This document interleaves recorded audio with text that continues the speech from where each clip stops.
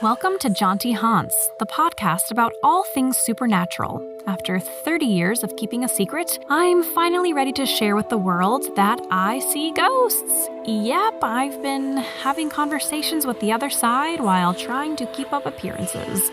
This podcast is all about getting spooky and connecting with others who might also sense, see, or feel things beyond the ordinary. We'll swap true tales of the seen and unseen, and maybe even laugh about the weird stuff we've experienced. Whether you're a skeptic or a believer, come join me as we explore the paranormal. Let's connect, share, and maybe feel a little less crazy together. Welcome to Jaunty Haunts. Hey listeners, welcome back to Jaunty Haunts and our Haunted House series. I am beyond excited to introduce our special guest and the genius behind one of the top horror crime podcasts out there, Will Soto, creator and host of the Red Treehouse Podcast. For the past couple of years, Will has been haunting listeners twice a week with spine-tingling tales that slip through your ears and crawl under your skin. From twisted, creepy people and cryptid encounters to original horror and true crime, he weaves narratives that will have you glancing over your shoulder and checking to make sure you've locked the doors. What to expect in today's episode? A dive into Will's haunted creative process. How does he find that perfect balance between relaxing and making time for the terrifying? Secrets behind some of his most unnerving episodes, and perhaps a sneak peek at what's lurking in episode 150, The Mirror, a chilling original from Will himself. The first half of our chat is really focused on podcast production, and then we get into the really great spooky stuff and the personal stories about his current home that he lives in, which is haunted. So if you're not into podcast production and listening to all of that stuff, you can hang around or just skip towards the last 20 minutes of the episode to get straight to Will's ghost encounters. But before jumping in with Will, I'm telling you a personal story. Remember that ghost at my grandma's house from season 1, episode 3 that pulled the blankets off me horror movie style? Yeah, well, he made another appearance. So, dim the lights, grab a flashlight, and prepare yourselves. Then, Will Soto is joining us to explore haunted halls, eerie stories, and that irresistible thrill of storytelling. The CASPER rating of this episode is 4. Enjoy!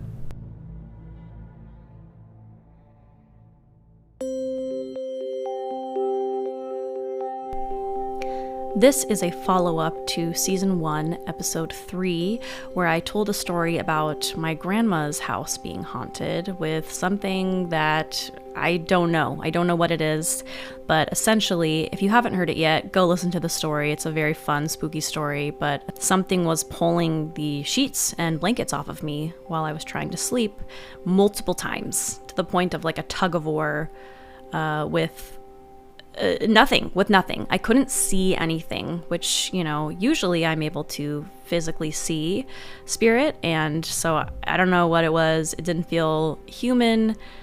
I don't know if it was like something as crazy evil as a demon or something. Like, that seems like a stretch, but whatever it was very mischievous, and it was pulling the blankets off of me. So anyway, like I said, go listen to Season 1, Episode 3 to hear the full story.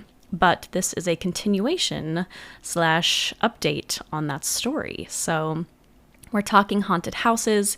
It felt right to bring the update in here.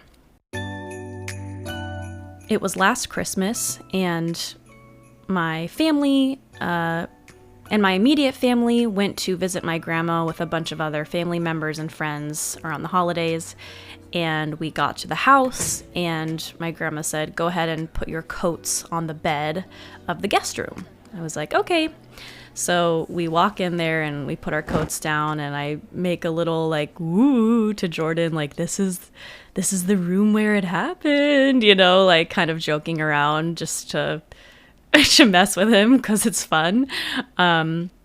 But we go back to the living room area where everyone is, drinking and visiting and giving gifts. And I run into my Auntie Annie, and she's like, hey, so we listened to your podcast. And I was like, oh, you do? Oh my gosh. Like, I don't know. I didn't think she listened, and I was surprised. And I said, oh, well, are you staying in the guest room here? And she was like, yeah, we are. And I was like, oh, I'm so sorry. I didn't mean to freak you out. I didn't want to, I didn't know you listened, and I should have warned you or given you a heads up. But yeah, it's pretty spooky. She said, yeah, it's really scary because it keeps happening. And I said, it does. She was like, yeah. And she said her and her husband, when they're trying to sleep, they'll wake up and the blankets are all on the floor. And for some reason, it's like no matter why, when they go to bed, they wake up and they're not covered in blankets anymore. And I said, are you feeling it like being pulled off of you? And she's like, I don't know. We're really deep sleepers, but it's weird. It's weird because that's always happened to us when we've stayed here. And then we listened to your story and it really freaked us out. And so I apologized, and, we talked about the show a little more, and I was like, yeah, well, I don't know what it is, but hopefully it's just, a little trickster and it won't hurt anyone, because they have 2 kids, 2 young girls. And we, finish the evening, we go to leave, and Jordan, my boyfriend, who you guys know, says, I'll go grab our stuff from the room and then, we can head out. And he comes out of the room with his eyes pretty wide. And I'm like, hey, what's up? You okay? And he said, yeah, just all of the jackets were on the floor. And when I got here, to put all the jackets on the bed, everyone's jackets were on the bed. And then we had talked about it, gone to leave, and everyone's stuff was on the floor. So yeah, still don't know what that is. Maybe it was like a previous owner of the bed, now that I'm thinking about it. I really don't know. If you guys think you know what that is, or you've heard of a similar spirit that likes to mess with people's blankets, let me know. But I don't really want to investigate further because it freaks me out. But if you are curious to have me investigate more, I just need a little courage. So comment below with a bed so I know what you mean. I think I'll need at least 5 comments to try to get back in there and see what's going on. So anyway, comment below and let's get into our next segment of Haunted Houses. So hello, podcast. I want to welcome Will Soto from the Red Treehouse Podcast and Into the Darkness Podcast. Will had me on as a guest back in, what was it, November or December? Yeah, I think it was late December, right at the start of the new year. Yeah, for Into the Darkness. Both of his shows are great. They're really good. Will, would you like to give yourself a little introduction and tell the folks where they can find you and kind of what you do a little bit? Yeah, I host actually 3 shows. Oh. The first one is sort of a neither here nor there podcast. So it's called The Horror Lab. I co-host it with a buddy of mine, Chris. We pick a horror movie and we dissect it. We started that one back in, it was over 2 years ago now, okay. 2023 sometime. Really hit the ground running, and then life happened. My dad got sick, that kind of thing. And so we took a huge break, and we just came back for the last 2 weeks. So we're Congratulations. Trying to get back off the ground. Yeah. But the Red Treehouse is sort of the big one. I started that one in late 2023, solo hosted show, fully scripted. I just tell you scary stories. Some of those are fiction submissions. I've had a lot of folks sending in their own original work, but a lot of them are spooky stories. Stories of possessions and exorcisms and hauntings and, cryptid sightings and UFO abductions, that kind of thing. I love that one. It is my little baby that's growing. Almost 160 episodes in. Wow. Almost 2 years in. I am working at a breakneck pace of 2 episodes a week. Oh my gosh. I thought I would give up on at some point, but I really, really love the grind of it. Yeah. And it's my favorite, so I'm just going to keep doing what I love. You're a machine. And then I have Into the Darkness, which is a weekly sort of interview style show where I have a new guest on every week, every episode. We talk about all the things horror related or spooky related, authors, creatives, show hosts.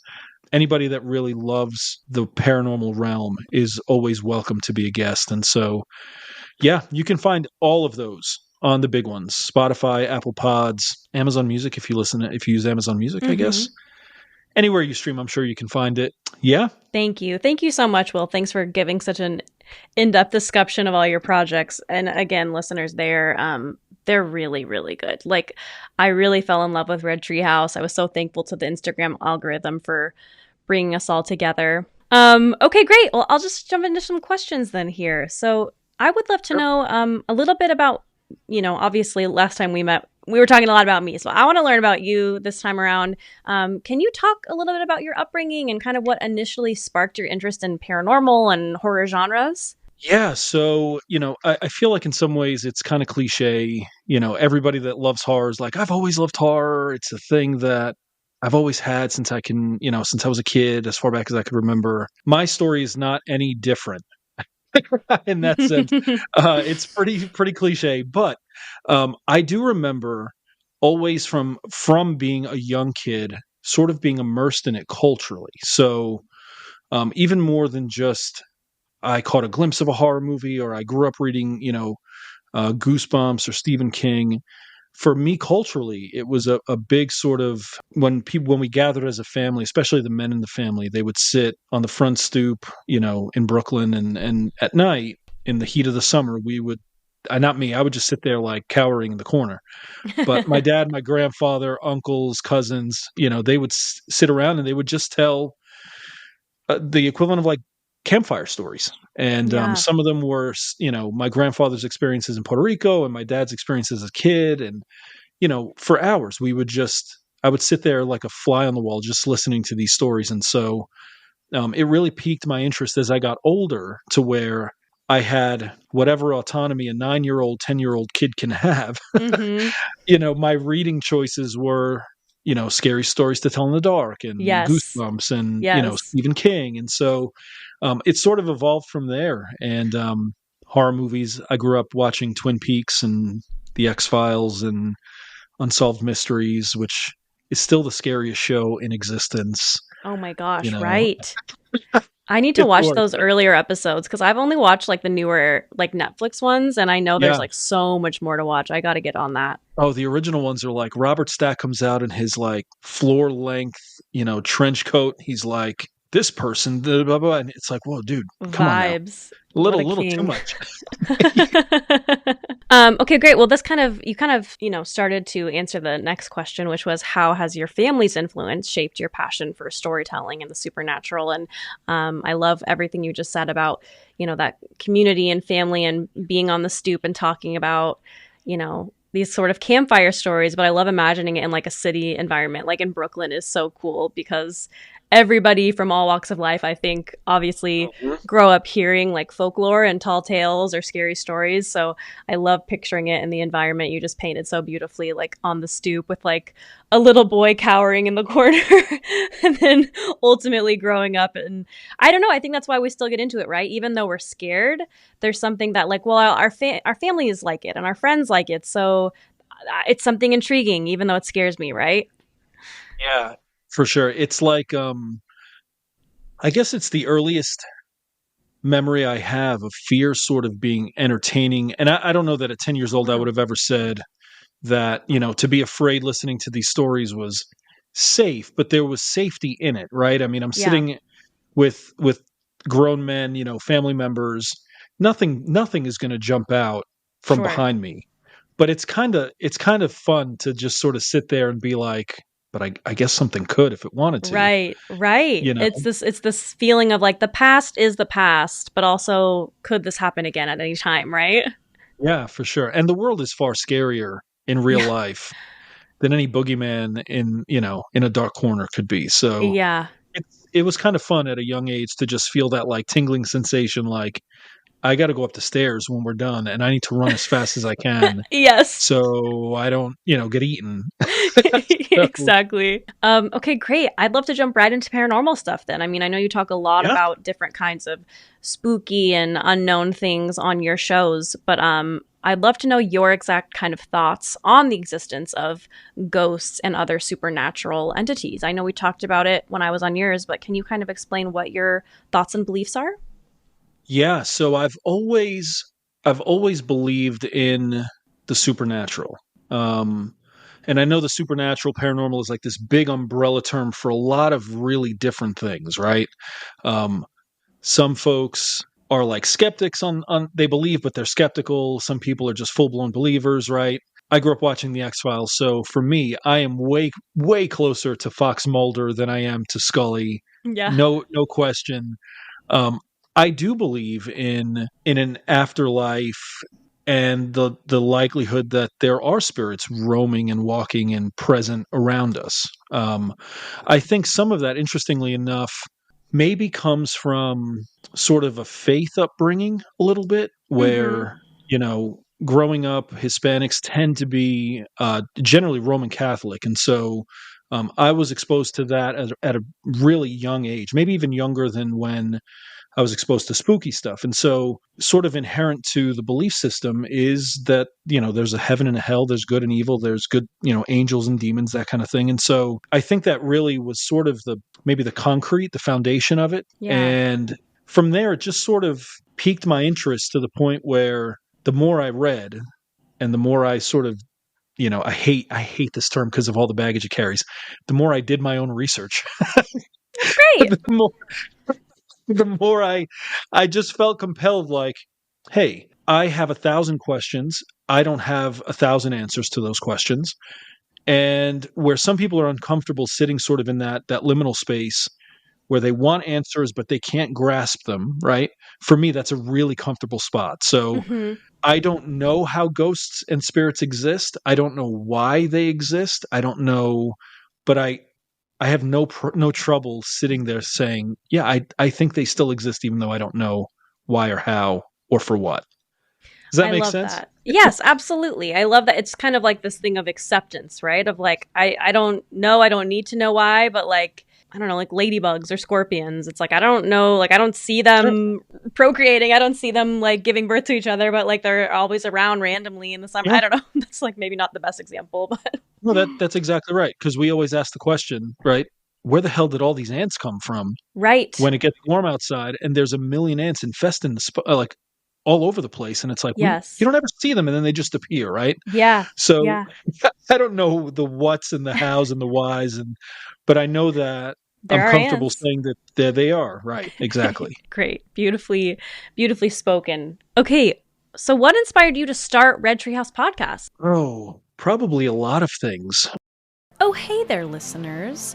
Courtney here with Jaunty Hans. Sorry to interrupt this paid programming, JK, this programming, to recommend some podcasts that you should listen to and that you should check out. These are creators who I have done some interviews with and spoken with, and their shows are awesome. So, first show is the Red Treehouse Podcast. This is your official invitation to join Will in the Red Treehouse, where he'll tell you the creepiest, eeriest, and most terrifying tales to keep you up at night. And along the way, you'll be challenged to consider what you believe. Does the paranormal and supernatural really exist, or is it a figment of an overactive imagination? I mean, we know what I think, but episodes release twice each week and can be found wherever you stream podcasts. It's a scary world out there. Let's explore it together in the Red Treehouse. So guys, check out the Red Treehouse Podcast. Another one is Arcane Carolinas. Check out Arcane Carolinas for an informed but fun-spirited look at the verifiable history and science behind stories about ghosts, cryptids, UFOs, and plain old weird stuff. Their research methods have turned up enough surprising information about the origins of lore that the Arcane Carolinas books have been preserved in state archival libraries. Arcane Carolinas is available on all major podcast services. Do you question reality? Are you drawn to UFOs, time slips, premonitions, or the mysteries of consciousness? then you need to check out the Close Encounters Club podcast. Hosted by Justin Gearhart, a skeptic with an open mind, Close Encounter Club features real people sharing their encounters with the unexplainable. He's joined by his producer Josh, chiming in from Australia with his own curious takes. They also bring on scientists and experts who are actually trying to figure out what the hell is going on. So, if you've ever stared at the sky and felt like something was staring back, this one's for you. Search Close Encounter Club wherever you get your podcasts. Tell them Jaunty sent you. Another one to check out is Opening Kill. Opening Kill is the new podcast that covers the terrifying world of horror films. From the latest movie news to an in-depth look at a featured film and a peek at the chilling horror films to come, Opening Kill has you covered. Whether it's gore, suspense, or supernatural thrills, Opening Kill is the ultimate horror deep dive. Hosted by Brian O'Connor and Michael Duran. Listen to Opening Kill on your favorite podcast platform every Thursday. And also Believing in the Bizarre podcast. Also, guys, Hidden in the Shadows podcast, another great one. And just for funsies, just to shout it out there, maybe they'll hear one day, maybe I'll meet them, I don't know. My favorite all-time fun, spooky paranormal podcasts are, of course, Spooked by Snap Judgment, A Funny Feeling podcast with Betsy and Marcy, and Ghosted by Roz Hernandez. So just some fun recommendations for you guys. I love to boost and promote other podcasts that I resonate with. If you want a shout out, please reach out. I'd love to spread the word. Anyway, back to the show. A lot of small things sort of snowballing into one big thing. Years ago when maybe podcasts were didn't have the popularity that they do now. I started listening to true crime shows, and like most people, I think the gateway drug to podcasts was like Serial. Yes. The first season, you're like, holy shit, that's just such good stuff. Yeah. And then from there, you're like, well, what else is out there? And you start sort of, searching for stuff. Well, I found for a while, I was just sort of locked into true crime. But there got to be a point where I felt like, I kind of need something different. It's kind of morbid. It's a little too rough at times. Yes. And so there's got to be a million horror podcasts. And so I just started searching, and I found Scare You to Sleep. I don't know if you've ever heard that one. And I loved it. And so from there, I started listening to as many of those style shows, storytelling shows, as I could. And then about 2 years ago, my daughter, who was 14 at the time, she came and she said, "Dad, you know what you need to do? You need to start your own show." And I was like, "No, I don't have time for that."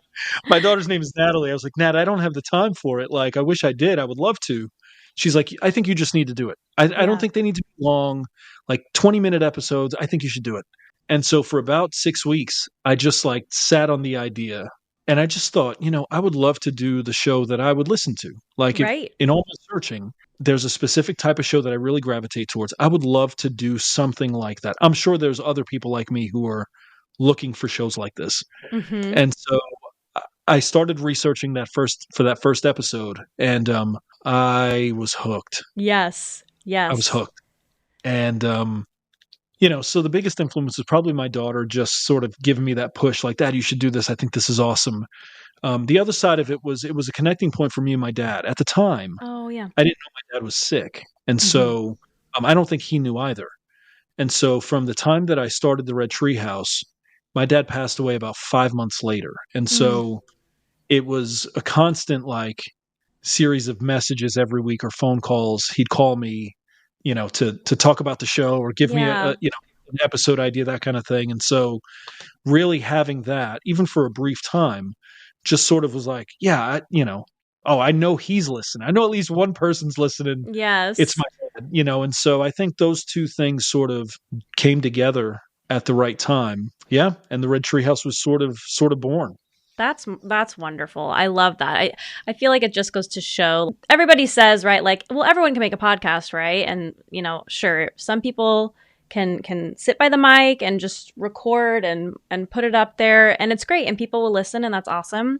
And then there are people, I think I can say, like you, who take a lot of extra time, effort, and energy to really produce something really fun and great, and just well researched, well produced, that feels very much like you're going on this journey, and it's very much an experience. It's an audio experience, which I really appreciate as a listener. And so it's so awesome that like someone with like a family and 2 kids, and I'm sure a job, like was like, no, I'm going to follow through and do this passion project. And it's so cool to see how far you've come with it in 2 years. So that's so awesome, man. Yeah, I appreciate it. It's been a journey is right.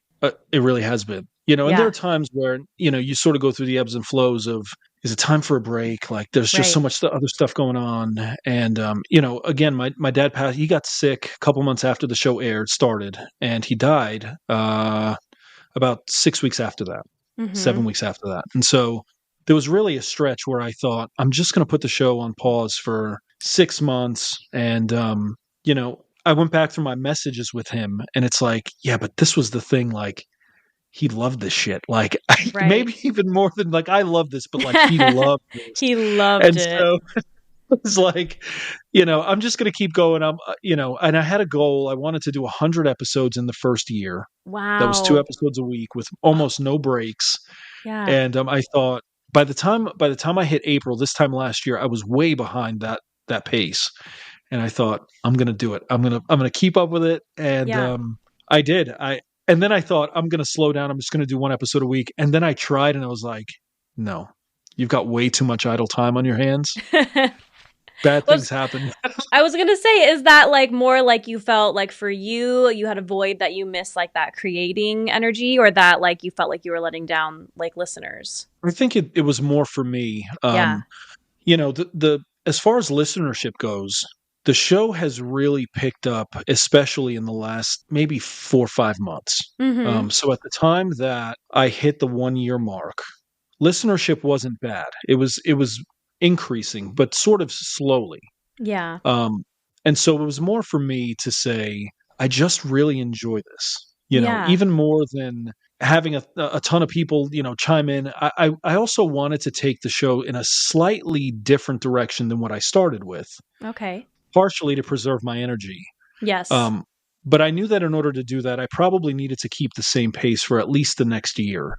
Wow. So that I can sort of guide it in that direction, if that makes sense. Yeah, absolutely. So going on this about your process and of doing Red Treehouse and everything, how do you research and kind of get inspired to choose like the paranormal topics that you discuss? Yeah, some of them I choose begrudgingly. So, like, I'm a believer in the supernatural and paranormal. I believe like, aliens exist. The universe is too damn big for us to be the only things out there. But they are, and I'm sorry if you love alien abductions and UFO stories, they bore me to death. Like, I just find them to be super predictable, super unbelievable, and it's like, there's nothing creative here. And so, but my father-in-law loves, he loves space. He loves astronomy and astrology. And so, every now and again, like even yesterday we were playing cards, and he said, I would love to see a resurgence of some of the UFO stuff. And so depending on listener feedback, sometimes the listener lives in, is my own family members. They'll request indirectly. I'll throw something in a calendar. I think what I've tried to do here in the second year is balance out research-heavy stories with stories that I'm mostly compiling rather than editing. So if a listener submits a story, I'm not altering their work. I'm just compiling the episode to be able to narrate it. That takes significantly less time than me sitting down to research. The research process for me is probably the most fun part of all of it. That's great. I love recording, but recording is the bane of my existence. Yeah. Like it's rough. So to sit down and to research, like if I'm doing a true crime story, there's a couple things I prioritize. The first part is before I even, do any reading on the story itself, in my brain, I prioritize humanizing the people there. So, making sure that I use their names and pronounce their names correctly. If they had preferred pronouns, or if they have preferred pronouns, I use those. And that includes even the perpetrator. Yes, I know they've committed some folks have committed horrible atrocities, but to still not degrade them, I for the sake, because I think while the show is entertaining, I also want it to be informative. Yes. And I don't want to lose that second part just to sort of get a rise out of people because I'm being a jerk. And so I want to Absolutely. avoid that as much as possible. So I think it depends on the story. My research goes in one direction or another. If it's a story with things like police reports or medical examiner reports, I will search for those. I will try my best to find a snippet or an excerpt, or if I can get my hands on the full document, I'll include that in the show as, hey, this is part of the research. I'm going to read you from this report or this document. Right. On that, I wanted to make a quick note is that I don't know if it was the first episode or the third episode. One of your very first episodes, though, you did an exorcism episode, and the recordings that you used, the audio was so I literally was leaving Trader Joe's. It was the first day you and I had talked, so I was binging your show, and I was leaving Trader Joe's, and I had my AirPods in and bags in my hands, and I had to stop and throw my bags on the ground and take them out of my ears because I was so scared. And I was like, how did he get these? Oh my God, this is real recording of these exorcisms. Crazy. Yeah. So generally, if something doesn't fall under fair use, so if it's not something that's public domain essentially, but I know that another show or another creator has used the audio file, I'll at least reach out and ask for permission. Yeah. To use that audio. And there, especially those early episodes with some of the EVP recordings and that kind of thing. There was one episode, I think it was episode 27 or 28. There was a voicemail recording that was super important to the story because it was like a hinge moment in the story. I could not find that audio anywhere. I happened to listen to another podcast's version of it, and they somehow got their hands on the recording. So I quickly at 2 a.m. Emailed the guy, hey, please, I will buy this audio from you. Please let me use it. And so I try to be diligent when it comes to research, when it comes to including, because I consider them elements of storytelling, right? It's one thing for me to tell you, damn, there was this horrifying voicemail where the dude predicted his death, and sure enough, the next day he was found dead. What happened? And another thing for me to actually say, hey, what you're about to hear is the actual voicemail recording left by so-and-so 24 hours before he died.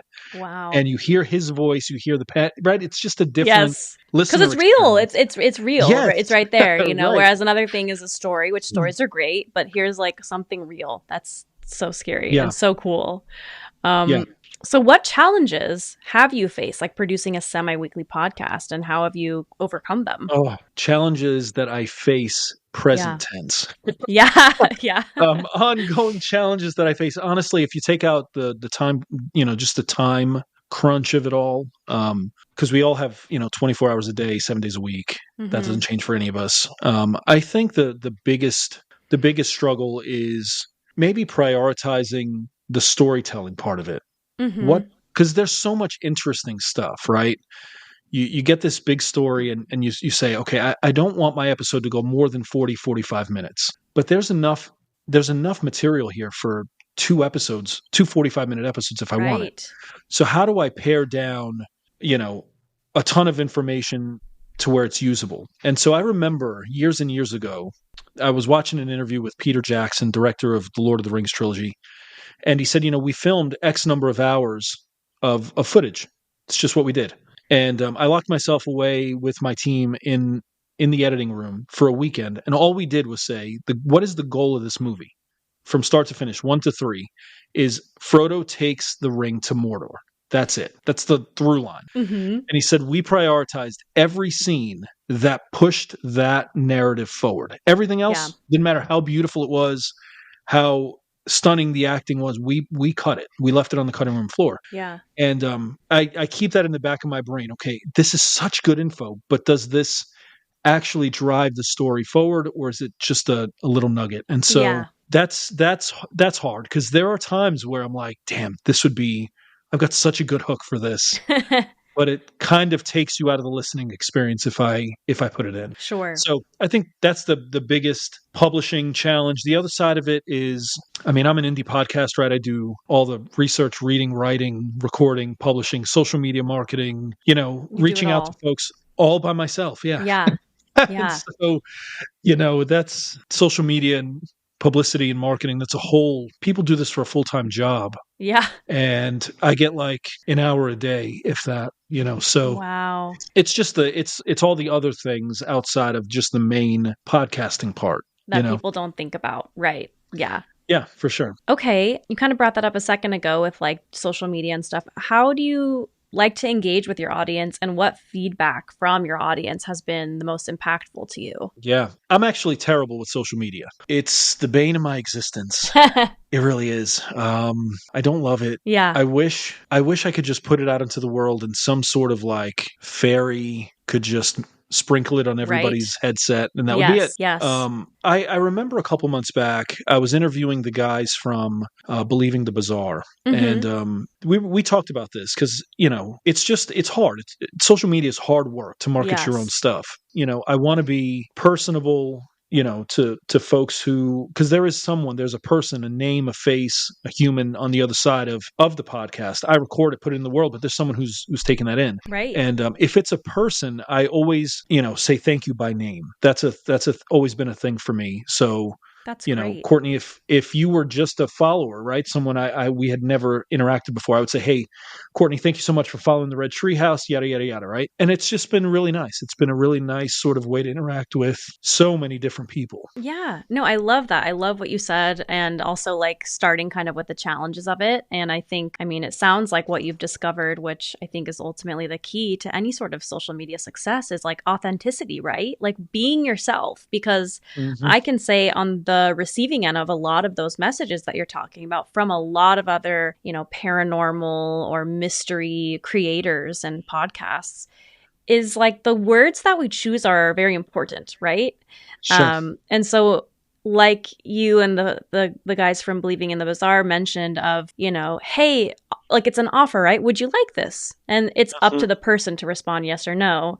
Whereas so many that I get are like, hey, thanks for following. Follow me here, here, here, subscribe here as well. It feels like a command a little bit. It's like a thank you, but also like a, and I get what they're doing, right? Like there's nothing wrong with it, but immediately I'm a little turned off. I'm like, oh, okay. Like, as opposed to like, like you said, like, it's an offer, it's a question, and it's there if you want it. How nice to not have to go to another app and search in the name and type it all in. You'll send it right to me, right? So I love that. And thanks for sharing your personal process with that. I bet a lot of your listeners appreciate it. So that's great. Hope so. Yeah. I'm going to keep doing it until they tell me no, Will. Stop this shit now. Stop bothering me.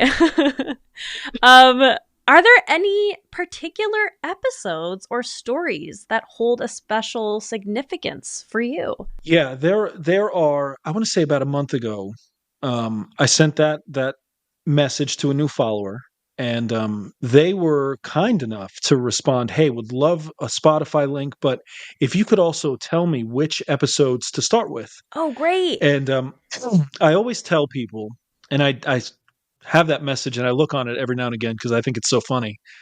I tell her, okay, don't start with episode 1. It's the worst one. Yeah, they always are, right? Yeah.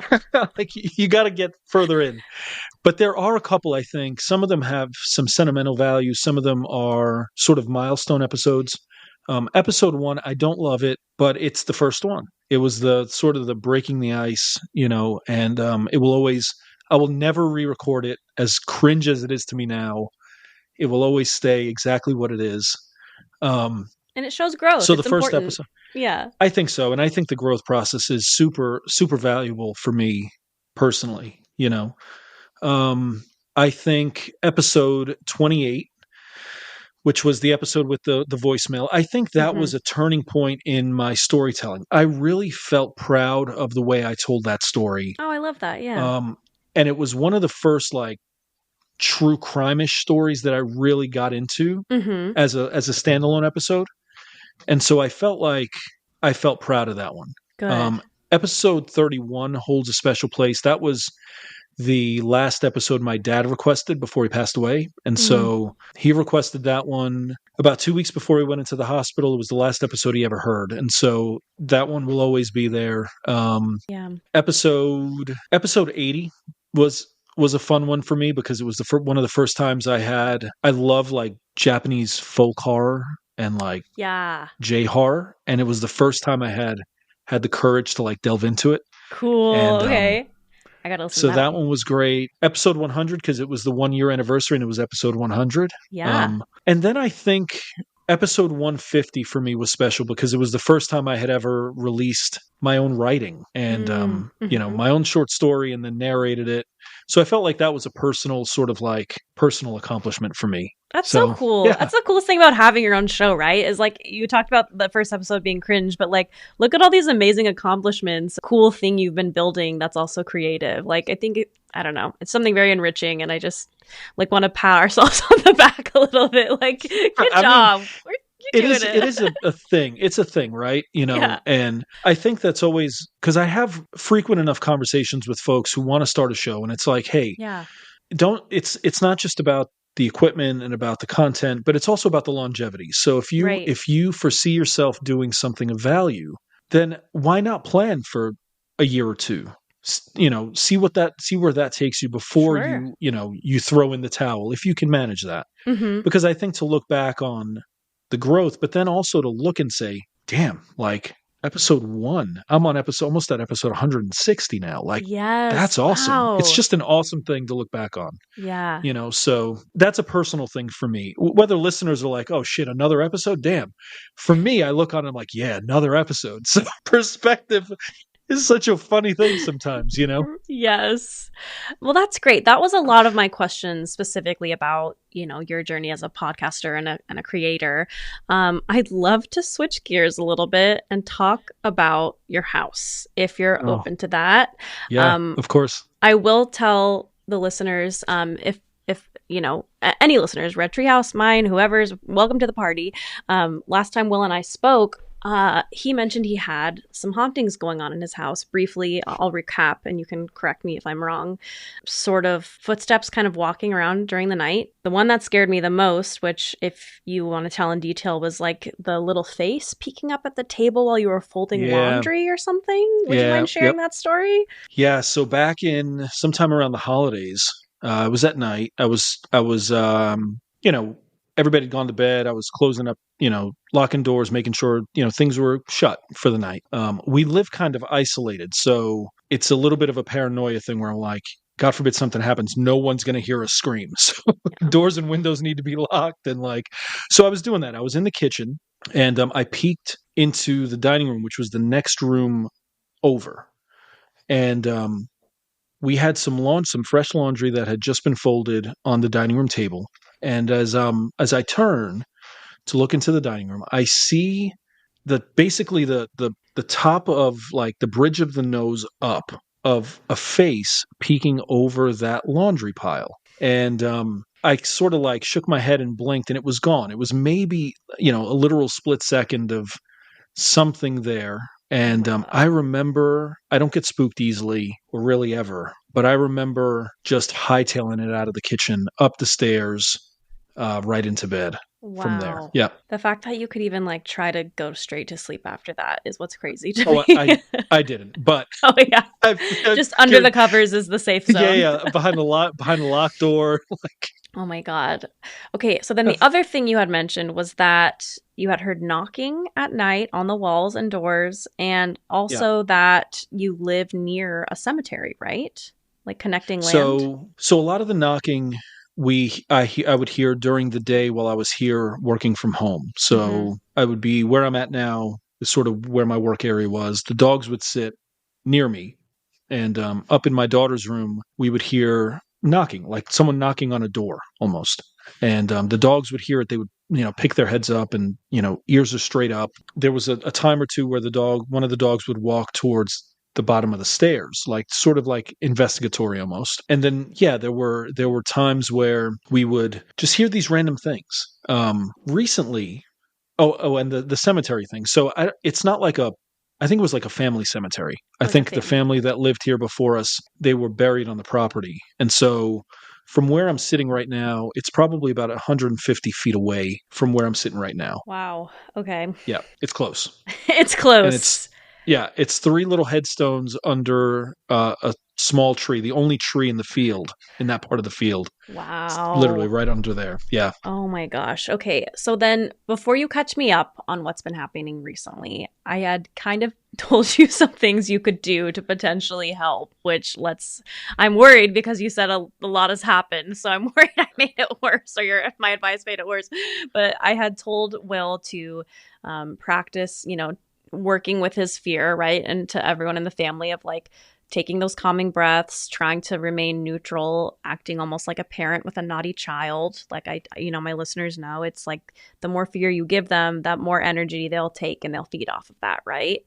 So especially when you're turning lights off, walking almost in slow motion, lighting white candles, like being loving, spending time. And then the biggest thing I always say, which I learned from this cool old lady witch, was like making that negotiation with spirit, right? This is your part of the house. This is my part of the house. So please, Will, fill us in. Where are you at now with these haunted? Oh, and of course you're frozen. The ghosts are here. Great. Can you hear me? There you are. Yeah. Okay. All right. So we have two. We have a little boy spirit that we call Henry. We don't know his name. We don't know how old he is. We assume maybe 8, 9, 10 years old, somewhere in there. He's kind of mischievous and playful. I think he's who I saw peeking over the laundry. I'm 50 sure. Henry doesn't scare us. He freaks us out like, oh, what are you doing? But he doesn't make us fearful. But we have a second one. We don't have a name for it. It's just a dark kind of shadowy thing. And it scares us pretty badly. I did feel fear when I saw the thing over the dining room table. Yeah. So that's part of why I'm not sure that it was Henry, generally because we just sort of like laugh him off a little bit. So it's happened about 3 or 4 times, at least 3 times that I can remember pretty distinctly, where once I was home by myself working from home. The other 2 times my wife and I were here, and all 3 times happened in the kitchen. The first time I was washing dishes, I was home alone, and it was in the middle of the daytime. Kitchen is bright, sunlight's coming in, and I remember sensing this weird cloud come over from behind me. And I had this like weird feeling. And I heard, guys, I promise you, I don't have like hallucinations, auditory hallucinations, but I heard very clearly this woo, like over my, like in my ear, over my shoulder. Mm-hmm. And I remember being startled and turning around and just sort of looking around. There was nothing and no one. The dogs weren't nearby. And I just sort of turned around and like put my back to the sink and just stood there for a good 2 or 3 minutes, just trying to catch my bearings. The 2 other times were similar to that. My wife was in the living room. I was in the kitchen. The other 2 times I was not washing dishes. I was just in the kitchen and I heard, woo. And I specifically went over to my wife and I said, Shannon, did you just call me? Did you just make this noise? Did you just hear this? Right. She said, no, what are you talking about? But the 3 times really legitimately scared me. Oh my gosh. Was it like a male voice? It I honestly, I couldn't tell you. Can't tell. It was more like it felt more like I don't know how to describe it. It felt more like a sound than a voice, if that makes sense. Yes. Like some sort of, I don't know how to describe it. I think I know it is hard to describe, right? It's almost like something kind of coming into conscious near you or trying to reach out to you from the other side. And how that happens is it, not extrapolates, manifests in sort of like a boom of like a sound next to you, almost like it felt almost like the air. Oh, this sounds so weird. I realize that it's almost felt like the air was adjusting to something. Rather than it being like a vocal, coming from a source. It just felt like it was somewhere in the room, in the air in the room, and the air was adjusting to that thing. I probably just made that worse. No, that I like that a lot. Yeah. Was it also, this is kind of weird, was it in the same ear each time or was it kind of around your head? So it was sort of around me. Okay. The first time I remember it being over my right shoulder. The other 2 times it wasn't in a specific ear. It was just in the space. Mm-hmm. And it just sort of had this like, almost like a whoosh feeling. Interesting. Except I could almost hear it. And it scared the hell out of me. Wow. Ooh. Yeah. Always in the kitchen too. Interesting. Yep. Okay. Anything else? Any other recent developments? I mean, we always hear knocks. The knocking and the steps are pretty commonplace at this point. We go pretty long stretches of time where we don't see or hear anything, Right. and we just sort of it's almost out of sight, out of mind. So part of the startle of it is, oh damn, like where'd you come from? I Yeah. thought I thought you'd taken off, Yeah. and so we can go 6, 7, 8 weeks with nothing. And then all of a Wow. sudden it's like just random little things here and there, that I'm really so jolt us. curious. Yeah, I'm so curious if it's like a moon cycle or an energy you guys have, or like how come it does kind of come and go like that. It's very interesting, very curious. Well, so now you're not leaving, you're staying. You're staying there. How are you feeling about that? Are Uh, you like, yeah, it's kind of like normal, we're used to it now, or you were a little freaked out last time we spoke, or you've kind of just readjusted. What do you feel? Yeah, I think we feel pretty adjusted. I don't think it was ever to the point where we felt like, You wow, have to we really need leave. to get out of Yeah, here. yeah. Yeah. There's never been like this overt feeling of being threatened or scared, scared beyond the immediate, like, oh shit, what was that? We don't have this like lingering dread in the house. We are not running upstairs. We're not turning on every light to sort of navigate the space, right? It's more just like, there's just something, at times there's just something weird. Yeah. And in those times, that weirdness is like really, really weird. You feel it pretty acutely, and then it's gone, Yeah. and then it'll come back. So I it's like hearing this though. Really, your energy is very different about this. It seems like you guys are, I mean, I don't want to speak for your wife, obviously. I'm not speaking with her, but like just a general kind of more acceptance again and kind of peace about it, I right? think Like it so. is what it is. And for the most part, it's fine. And when it's not, I mean, my question is, do you feel more confident or comfortable, like you have a strategy or you know what to do or how to address the spirit in your home? I think so. I think with Henry, it's more like a kind of like a bashful response almost. Like, Yeah. dude, like, what are you doing? Yeah, Like, right, really? right, yeah. Like, go play hide and seek at don't play hide and seek at 2 a.m. What are you doing? Yeah. With the darker thing, it's been so long really since we've felt or experienced that specifically, that I mean, I'm assuming the whoosh, the woo sound that we heard, that I heard in the kitchen, I'm assuming that was the dark thing. Mhm. But I mean, the visual side of that scares me more than the auditory, if that makes sense. Like, to Sure. feel the sense of like weight and foreboding is scarier to me than the sound. Yes, So absolutely. I don't think it's been too bad. So I feel like we kind of have a sense of it, and I don't say are okay with it, because like there's ghosts in my house, but Yeah. you know, And a graveyard in the yard. So at and the least it all makes graveyard in the sense. yard. That's right. Maybe we'll put some flowers down. That is a great idea. Honestly, that is a very good Yeah, idea. Honor those spirits. Maybe they'll, pay our respects. yeah, exactly. Exactly. Stay in the field with the cows from now Yeah. on. Oh, I love that. Oh my gosh. Okay, well, thank you for sharing your personal spooky stories. I'd love to kind of wrap that into your writing, because I have to admit, you sent me the amazing pages that you wrote before everything had Hmm. launched. And I was very worried about your house because this was horrifying and great writing. And I was like, I really hope he's not drawing from personal experience, because this is alarming. I hope everything is okay in his house. Can you tell everyone Yeah. about your writing projects you've been working on? Yeah. So back in around the holidays, I had sort of purposed for Red Treehouse episode 150 that I was going to write an original short horror story. It was kind of a tip of the cap to my dad. We had, for years, he'd been saying, Will, you need to write something. You need to do this. And I would say, yeah, I just need to find the time. You never find the time.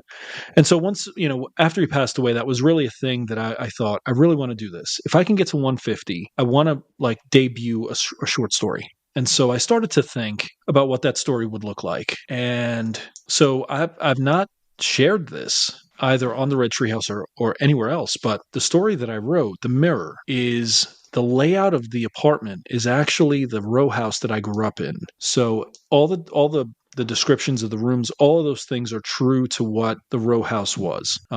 We did live downstairs in the apartment, like in the story. And at some point, we did move upstairs to where the bulk of the story takes place. And so the location of the story is, in fact, true to real life. There's an actual physical address that you could go to and drive or walk right by it and know what that inside looks like because of the story.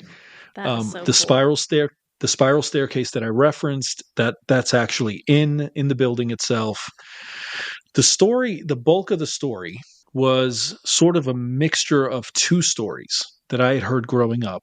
One was from my dad, who did in fact was sort of caretaking for the landlords. One night they were gone. They were gone on a trip. He had heard some noises upstairs. He had gone upstairs. No one was there. Took a bat. So a lot of what you read is actually based on an experience my dad had when I was a kid. Yeah. Oh and my then gosh. there's another part of the story that my mom experienced. And so what I did was I took those two stories and sort of combined them with a lot of fiction in between. So the fiction is the glue that holds the rest of it together. But by and large, the story is, Inspired. it is inspired by real life stories that I heard growing up. Wow. And so there are a couple of little teasers that I sort of sprinkled into the story, little references to certain things that will find sort of their fruition in other stories that I'm writing. And so you'll find, like, the reference to the spiral staircase doesn't really have a context in the story other than geography. But the second story involves the spiral staircase. There's a reference to certain smells, like, oh, what's this lavender smell? That lavender smell plays a huge part in one of the stories I'm working on as well. So the goal is to write this anthology of short horror stories told from differing perspectives of each family member in the same row house, experiencing an entity that sort of attacks them. That's a strong word. Not physically attacks them, but really assaults them on Psychically. the basis of their own fears. Yeah. Yeah. So, yeah. Oh, it's so great. I was so excited with the little bit that I got to read. So for listeners, where's the best place they can either listen to this or what the episode is, or read it on your website, or let us know? Yeah. So, I've actually heard feedback that the best way to experience it is to read it and listen to it together. Ooh, I love that. So if you want to listen to just the narration, you don't want to read it, you can find it on, it's episode 150 of the Red Treehouse. Just go to Spotify, pull up the show, scroll all the way down to 150. It's called The Mirror. You can listen to it there. It was the first story that I have told of all the episodes that I included some sound effects with the story. So creaking floors, I tried to make it a little bit more immersive than all the other stories I've told. And so you can listen to it there. If you want to read it and not listen to it, you can find it on my Substack, which is substack.com/Red Treehouse. If you want to do both, pull it up on Spotify, pull it up on Substack, and just listen and read along as you go. Okay, great. Well, I know we're coming up on our hour here, so I just want to ask you like one more fun question. It's my favorite thing to ask all these paranormal people and creators and darkness all around us all the time. What is your favorite thing that has nothing to do with this? Like, how do you find light? What brings you joy? What are your other hobbies, interests, or movies or shows like that puts you in a good mood? How do you lighten up? Yeah. My wife and I, we love good television. Yes. And that's super subjective. So like we just finished 1923 yesterday, which was no spoilers, but it's worth watching. We are probably going to watch White Lotus, the season finale, tonight. Great. I watched it yesterday. Which I've only heard like competing things. Yeah. So we love just, watching movies and hanging out. With my kids, we love sports. So my boys play basketball, constantly out there with them, golf, that kind of thing. Yeah. I love that. That's great. Sports and TV. Good, classic, amazing hobbies that have nothing to do with ghosts and death. Well, I guess TV shows depending, but okay, great. Thank you so much, Will. Any last things you want to plug or let the listeners know? Yeah, follow, like, subscribe, guys. Yes. There's so many good shows out there, and yeah, I hope mine is one of them. Yes, it definitely is. Listeners, again, if you haven't yet, please go find Will Soto's shows, the Red Treehouse, Into the Darkness podcast, and remind me, the Horror Lab, is that the other one? The Horror Lab, The Horror Lab, right. And also The Mirror on his Substack or episode 150, because he's creating a lot of great content and it deserves to be heard and taken in. So go find all of those now. Thanks so much for listening. Remember, you are not alone if you've ever heard a bump in the night or caught something out of the corner of your eye. There are countless others who experience things they can't explain. And this podcast is your safe place to listen and share. Also, I want to remind everyone that this show is for entertainment purposes. I am not a professional paranormal investigator. I did not go to school to study this. I can only speak about my firsthand experiences. And with that, I'd love to mark the importance of spiritual inclusion. Your thoughts, ideas, and theories about the other side are welcome. And we know that so much of our common knowledge and perception about the paranormal stems from historical and cultural experiences. So we are open to your knowledge and understanding of things that we may be ignorant about or not fully understand. Let's learn and grow together. Stay spooky, and we'll see you next time. Hey ghoul friends, got a spooky story to share? Well, I want to hear about your haunts. Whether you've seen a ghost or something unexplainable, send your supernatural experiences to us at jauntyhaunts@gmail.com. That's JAUNTYHAUNTS@gmail.com. Or DM us on Instagram at jauntyhauntspod. That's jauntyhaunts_pod. You can also find us on TikTok and YouTube under Jaunty Haunts Podcast. I want to hear from you.